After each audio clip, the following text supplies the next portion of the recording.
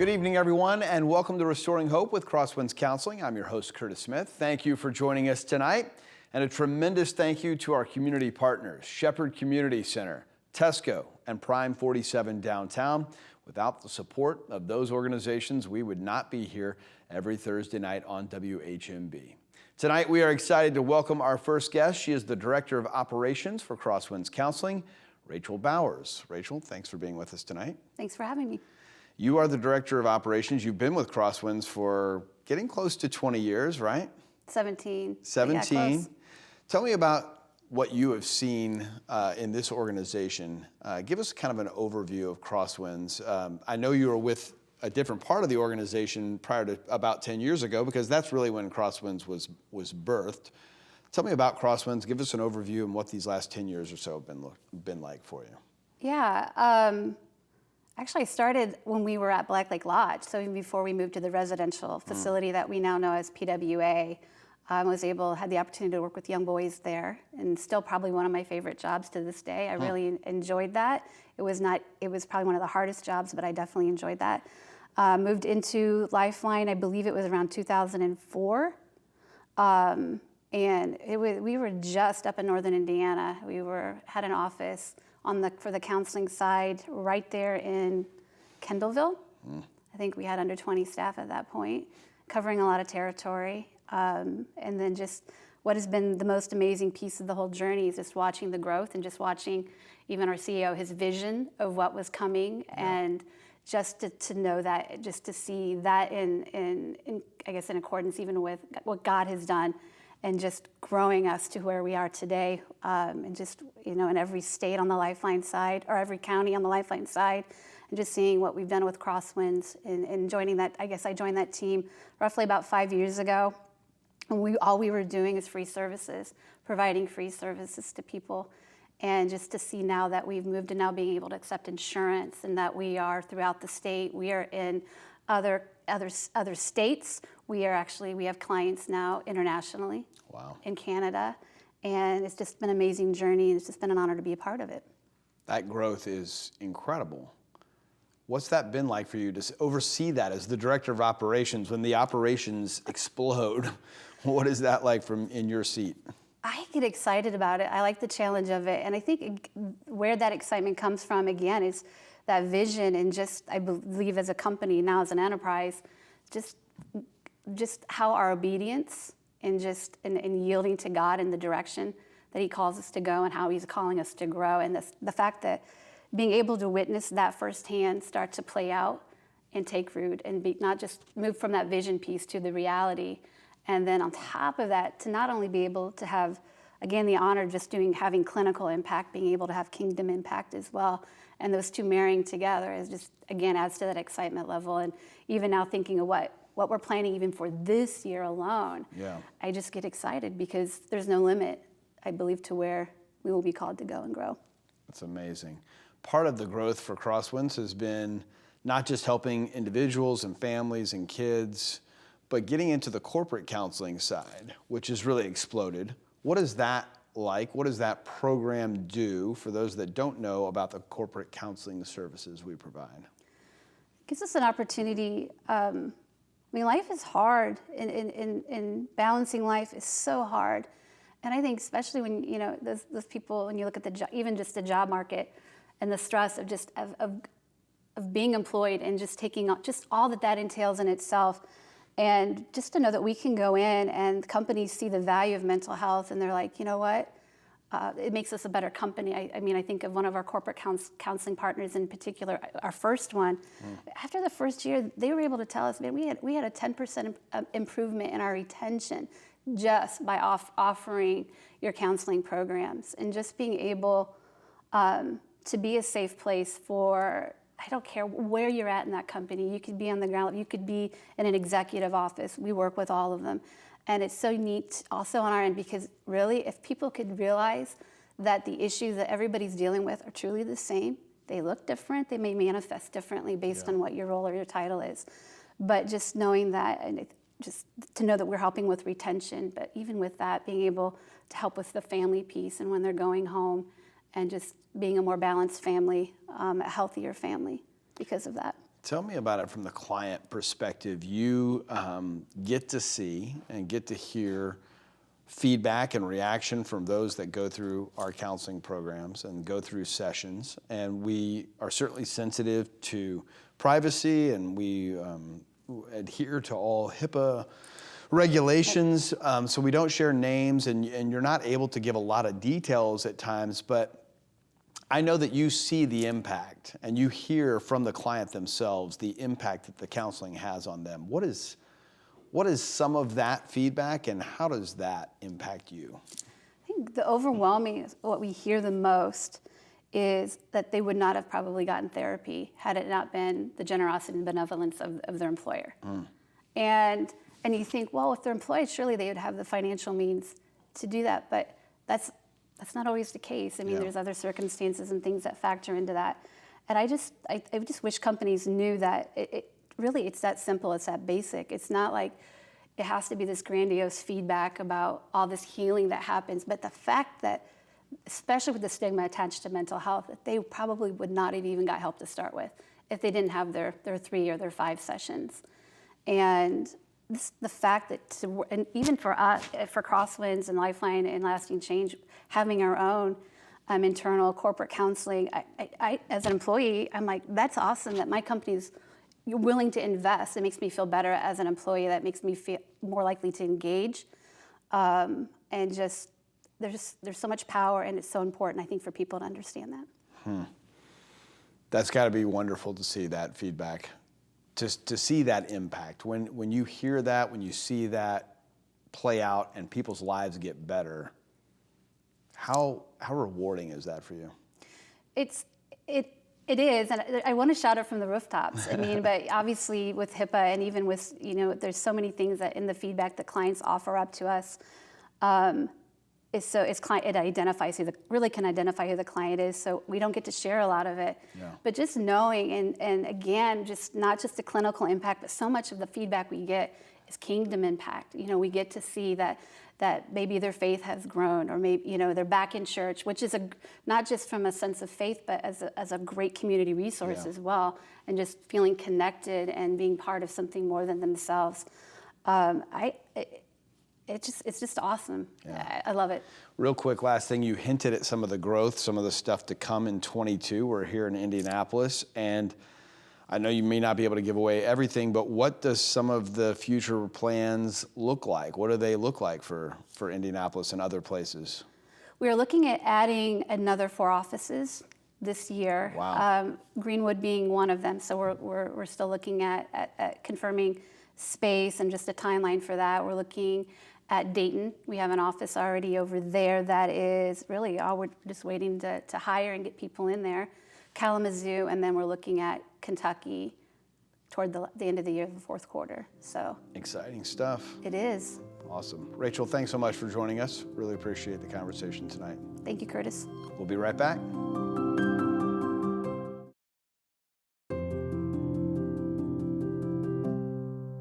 Welcome back to Restoring Hope with Crosswinds Counseling. We just heard so much about the wonderful counselors at Crosswinds, and now it's time to meet one of them.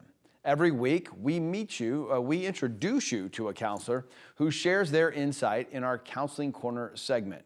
And tonight, Katie Cooley is back with us. She's going to take a look at a form of therapy that has been around for a long time, but perhaps one that you don't know all that much about: art therapy.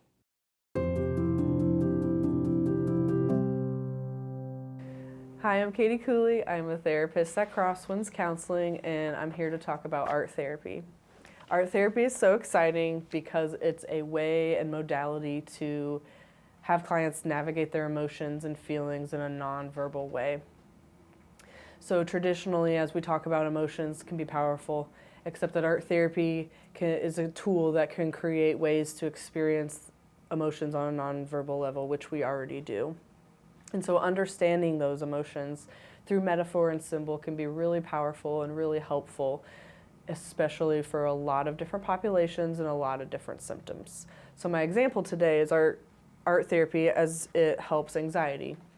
And I have a little example of a client that created art based on having lots of anxious feelings, and the directive in this was just to create shapes and line with colors that spoke to your emotion and create a piece on how that feels. And so this client obviously has a lot of organized chaos, and we talked about what these symbols and metaphors mean as far as the colors and the shapes, and some of it was about borders and how the anxiety in their mind was chaotic but organized, and that helped them gain insight and autonomy over those irrational thoughts. And we were able to eventually work together to create more pieces as a way of gaining autonomy over those thoughts.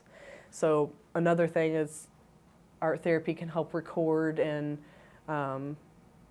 visualize progress so that we can go back and look at where we've come since we started in therapy. So that's just a quick snapshot of art therapy. There's a lot more, but I hope that this inspires you to think about ways to incorporate art in some of your sessions to help people process their feelings.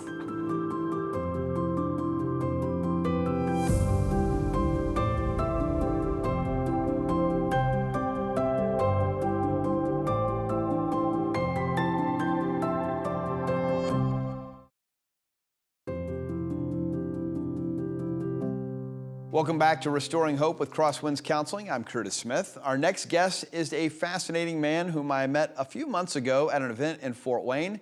His name is Roger Stark, and he is the CEO of BrainWare Learning Company. Roger, thank you for being with us tonight.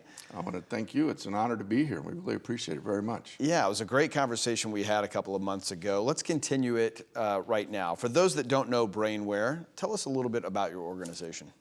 Well, the short story is we make people smarter. And then the follow-up question, well, how do you do that? Right. Well, there's a couple of things you have to do. First of all, you need to be able to properly assess what your cognitive skills are, because we're in the business of assessing and building cognitive infrastructure.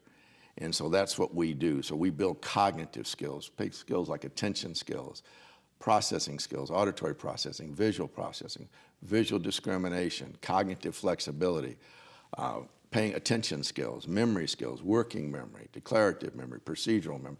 All of these skills make up a large portion of your intelligence. So if you build these skills, you build their intelligence. Because that's the big message out here that I think that I want everybody to really understand. And the first thing is the big lie. The big lie is that intelligence is fixed. Intelligence is not fixed. And it's been perpetuated forever. The big truth, you can build intelligence. And the big secret, we can empower an individual to take control of 50% of their learning variability, because your cognitive foundation drives over 50% of your learning variability, over 50%. Wow. One people might argue in school that perhaps a teacher is what defines great learning. Great teacher's nice to have, not the most important. Well, great curriculum, nice to have, not the most important. Small classroom size, nice to have, not the most important. Great, loving, caring, nurturing family, nice to have, not the most important. The number one predictive factor by far, the research is clear, lots of research, is your cognitive profile, how well your cognitive skills function. And we're considered the world's most researched, comprehensive, integrated cognitive skill development tool delivered online in the world with sustainability and transfer. That's a big deal to be able to say that. We operate in 71 countries in all 50 states. But when you think about your cognitive profile, what's so challenging and frustrating should be for parents. Because if you have a child that learns differently, you're on your own. I hate to tell you that. Schools are not prepared to help children that learn differently. And 7 out of 10 of our kids learn differently. And if your child ever gets behind, they have no way of catching it up. They make what they call IEP. It's all workarounds and accommodations to avoid what they have challenge with, and that's your underlying cognitive foundation. Because it's like building a house. If you build a house on a bad foundation, what will happen? Right, it's going to crumble. It's going to crumble. And learning's no different. Yeah. If you have a lousy cognitive foundation, learning's going to be far more of a struggle than it needs to be. So it's great that you can have these skills, but here's the challenge. They drive 50% of the learning variability. Schools spend less than 5% of their budget on it. They spend 75% of their budget on issues that drive 25% of the learning outcome. So if you've got an issue that drives over 50% of the learning outcome and you spend less than 5% of your budget on that, and the issues you're spending 75% of your money on and they're only driving 25%, you'll never be able to get that right. That's all got to change in a dramatic way. And then the second biggest challenge of schools, they never assess the child's capacity for learning. Can you imagine doing a mathematical formula, whatever it is you decide you're going to do as a family or as a network here, you got criteria, you got decisions, you got outcomes. And so there's going to be several factors you're going to want into that formula. And if you don't assign a value to each factor in that formula, will you ever get the right answer? Never. Right. They never assign a value on a student's capacity for learning. They see a child coming across the street, got an eye, a couple of arms, a head, whatever, they're perfectly fine. All I've got to do is take my information that the state tells me and shove it in their head. And they might quit. How's that doing for you?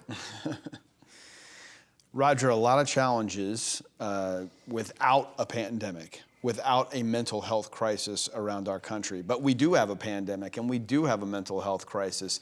How are those things factoring into how we learn, how our brains operate, and especially how kids are getting through this time? Well, as I said in the beginning, we are a product of our environment, our experiences, and our genetics. And this is certainly an experience. Everybody's going through it. And it's an experience not everybody is familiar with. Most of us aren't. And it affects different people in different ways. So I don't say there's one cure-all for everything. There's not. It's probably a multi-dimensional approach. But as it relates to your cognitive abilities, we're seeing people now have what they call cognitive fog after they have COVID. So they're experiencing cognitive fog. Well, that's a challenge. That's where we come in. We can help. Some of them are what they call post-traumatic stress disorder after dealing with these pandemics. We help there. We work in a lot of military VA facilities around the country now.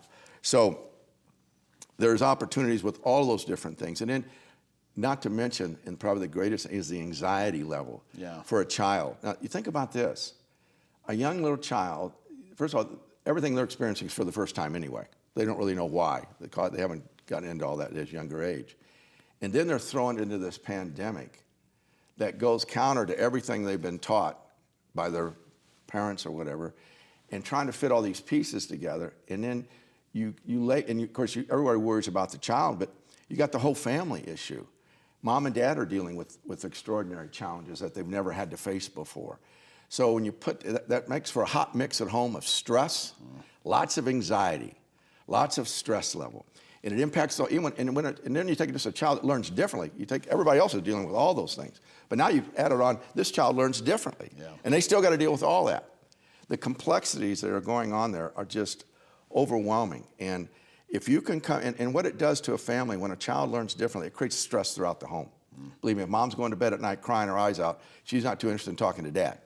Right? And the stress level is high across the board. And that's another big thing, is recognize when you do something like this for your child, it will be the greatest single gift you would ever do for your child, would be to provide BrainWare. And it will be a gift that would give for a lifetime. But recognize that you're not only going to be giving your child a gift and lower their anxiety and stress levels, but it's going to lower the anxiety and stress levels across the entire family throughout the household. So you want mental well-being, you want to talk about healthy mental state and mental well-being. These are the things you need to think about. We've got about 30 seconds left. For folks that would want to connect with BrainWare, what's the easiest way to do that? How do they find you? Well, the best way to go is you just go online. You Google BrainWare or you Google Roger Stark. But our web address is mybrainware.com, M-Y, and it's ware, W-A-R-E, mybrainware. But if you just go to BrainWare, you'll find us. We're everywhere. Great. Roger, thanks so much. Powerful conversation. We need a change. Hopefully your company is going to be spearheading that. We try awfully hard. Yeah. Roger, thanks so much for joining us. We'll be right back.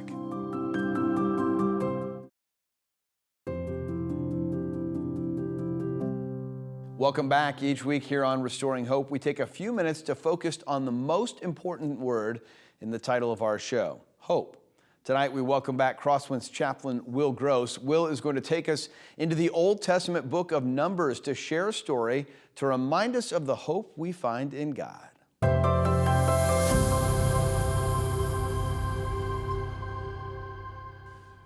Hi, I'm Will Gross, a chaplain at Crosswinds Counseling, and today I want to bring you a message of hope. Today's message starts in Numbers chapter 21, with one of the wildest stories in the Old Testament that you may ever hear. God is guiding his people, the people of Israel, out of slavery in Egypt to the promised land. And as he's bringing them along, the people start to complain. They say, God, we are hungry, we're starving, we're dying, and honestly, Egypt was better. Being enslaved was better than this situation we're in. God wasn't pleased. He literally just rescued them from slavery. And they're here complaining against his salvation, his provision. So what does God do? God sends venomous serpents to the people, and they begin to bite them, and the people begin to die. At that point, the people realized their error. They realized, oh my goodness, we're complaining against God. This is not good. So they tell Moses, who tells God, we are sorry, we did it wrong. God is right. So God gives Moses perhaps the strangest solution I've ever seen. He tells him to make a serpent made of bronze and to show it to people who've been bitten by the real snakes.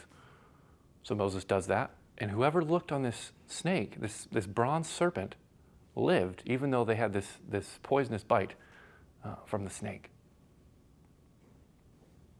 Why do I tell you this? What's the point here? Jesus compared himself to that very snake in John chapter 3. And he said, as Moses lifted up the serpent in the wilderness, so must the Son of Man be lifted up, that whoever believes in him may have eternal life. God provided salvation for the people of Israel in the Old Testament. And all they had to do was look at the snake. God provides salvation and healing to all of us by looking at Jesus. And that's the message of hope.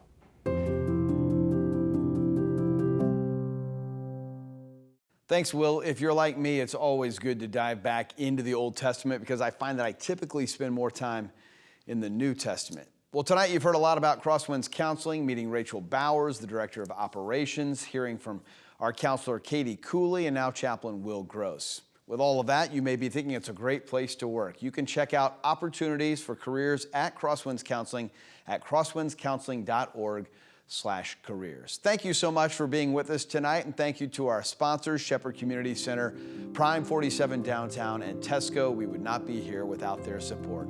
Thanks for being with us, all of you. We'll see you next Thursday. Have a great night.